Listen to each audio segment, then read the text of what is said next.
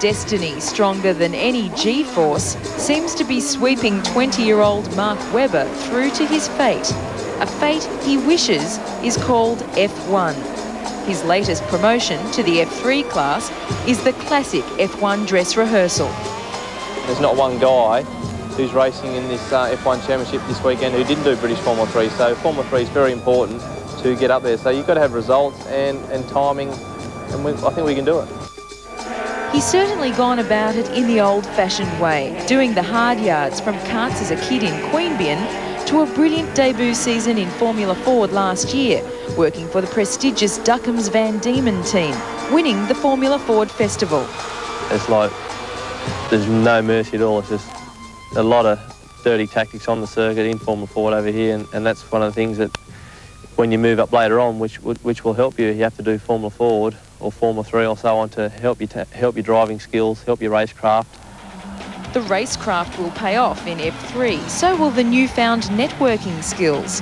New boss Alan Docking is based near the Jordan F1 team, and Webber will rub any available shoulder that passes his way. He needs to because, despite his perfect pedigree, he's still scratching for sponsors. It's very difficult. You have to have a lot of contacts and everything really going for you. We've seen before, we have, David Brabham, who was an Australian, and he had the famous father of Jack Brabham, and still he couldn't get into the right situation that he wanted. So it's very difficult, but what I'm trying to do is get the right results and try and make the right impact you have to do to get into Formula 1. But you need a tremendous amount of financial support from, well, your home country. That's what happens with the other drivers. So that's what we're trying to do, is to get other people get involved with Yellow Pages to try and help get on the grid here at Melbourne. A visit to Albert Park just before flying to London for his first testing session was a reminder of Webber's ultimate goal. It's definitely a big tease, to have the guys in the F1 cars in Melbourne. It's very impressive to watch them attack the track and to see the people really enjoying it and busting to see the heroes. And you could be a hero here. Does the thought kind of scare you as well? Yeah, well, it could be very scary if I do make Formula 1. Mark feels the pressure of that feels if he or his closest peer, Craig Lowndes, doesn't make it, neither do others who would follow. It's very important because if Craig and I don't make it, well, one of us don't make it in the next sort of 3 or 4 years, it's going to be the same situation that we've had for the last sort of 10 years.